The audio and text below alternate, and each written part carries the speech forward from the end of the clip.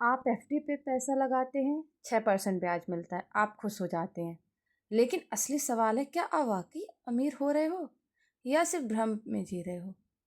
नमस्कार दोस्तों, स्वागत है आपका आर एस फाइनेंशियल सर्विस में, जहां हम सीखते हैं इन्वेस्टिंग की वो बातें जो स्कूल में नहीं सिखाई जाती।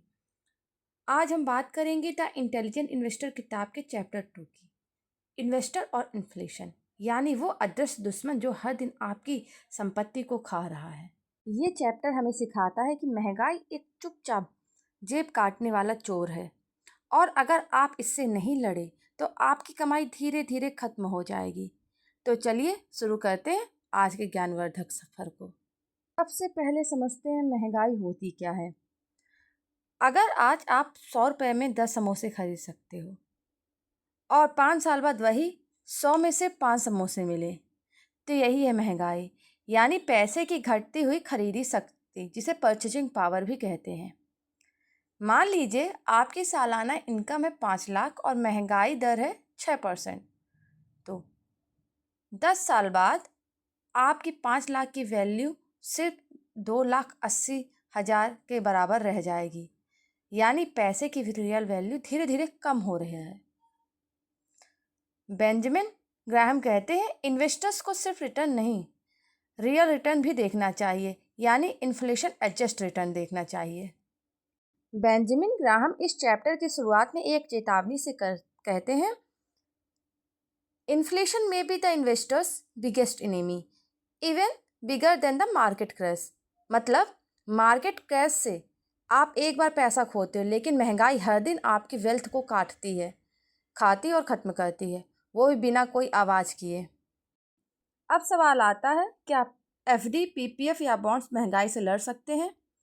रियलिटी ये है कि ज़्यादातर फिक्स्ड इनकम इंस्ट्रूमेंट आपको नॉमिनल रिटर्न देते हैं, लेकिन इन्फ्लेशन के बाद आपकी रियल अर्निंग कम हो जाती है। 1960 में यूएस गवर्नमेंट बॉन्ड 4% दे रहे थे, लेकिन इन्फ्लेशन 6% था, यानी हर साल पैसे की वैल्यू गिर रही थी और लोग सोच रहे थे कि वो सेफ है।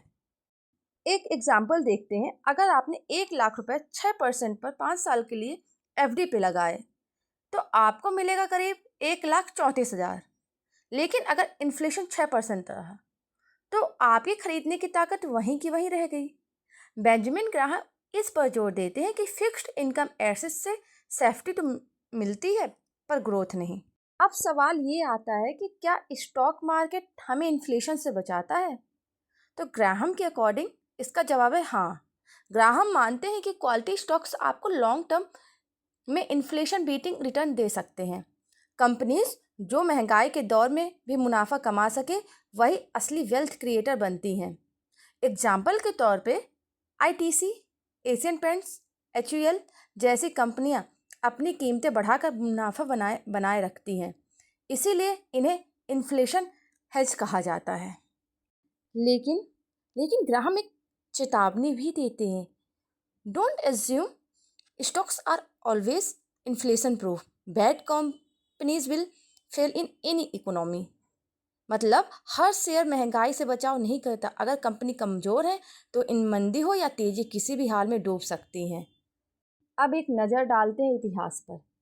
1940s एंड 1970s में अमेरिका में इन्फ्लेशन बहुत ज़्यादा था, और उस वक्त जिन लोगों ने केवल बॉन्ड्स में पैसा लगाया था, उनका वेल्थ इरोकोड हो गया।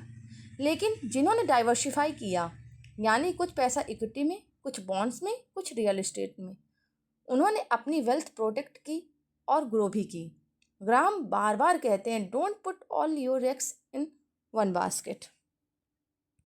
तो अब सवाल उठता है कि एक इंडियन इन्वेस्टर्स को क्या करना चाहिए। पहला, इन्फ्लेशन को पहचानिए, इसे नज़रअंदाज बिल्कुल मत कीजिए। दूसरा, पोर्टफोलियो डाइवर्सिफाई कीजिए, इक्विटी, डेब्ट और गोल्ड सब पर बैलेंस रखिए। रियल रिटर्न देखिए, नॉमिनल से भ्रमित मत होइए। लॉन्ग टर्म सोचिए, शॉर्ट टर्म वोलेटिलिटी से डरिए। एसआईपी में इन्वेस्ट कीजिए, महंगाई से लड़ने का सबसे आसान तरीका है। तो दोस्तों, चैप्टर 2 में हमने सीखा कि एक इंटेलिजेंट इन्वेस्टर महंगाई को हल्के में नहीं लेता, वो अपने पोर्टफोलियो को ऐसे बनाता है कि इन्फ्लेशन उसका कुछ बिगाड़ ना सके। एक टिप्स है, गोल्ड और रियल एस्टेट को भी अपने पोर्टफोलियो में एक लिमिटेड हिस्सा दीजिए। ये नेचुरल हेज का काम करते हैं। क्योंकि महंगाई से लड़ाई कोई एक दिन की जंग नहीं है, ये एक इन्वेस्टमेंट डिसिप्लिन है। अगर आपको ये वीडियो पसंद आया हो तो लाइक करिए, शेयर करिए और कमेंट करके बताइए आपने अपने पोर्टफोलियो को इन्फ्लेशन प्रूफ बनाने के लिए क्या किया।